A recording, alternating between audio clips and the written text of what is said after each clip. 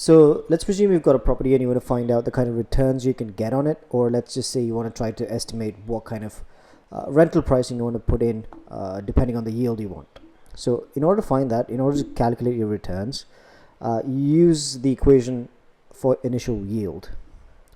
And the formula is pretty simple. So initial yield.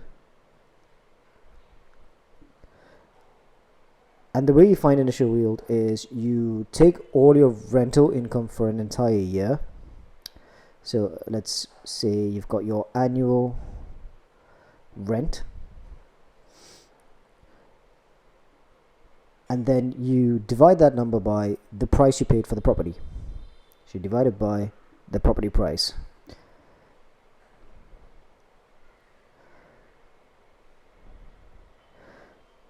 And because it's a yield, you want it in percentages, so quite simply you just times it by 100. So let's look at a quick example, shall we? So let's presume that you own a property and let's say the price of the property is 25 million. And let's say that the rental income that you get per year, the annual rent income, would be 1.5 million. So we've got 1.5. So in order to find out the yield, all you have to do is again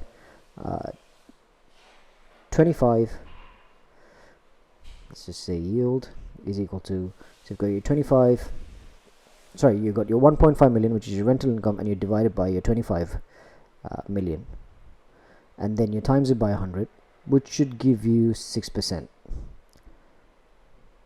Now, it's worth noting that finding the initial yield isn't the way to find your returns or the best way to find your returns. And one of the main reasons for that is even though it gives you a yield percentage, it doesn't account for the rental growth. So if you have like a short hold lease, your rental income is supposed to grow over a certain period of time. And unfortunately, the equation doesn't take that in example. So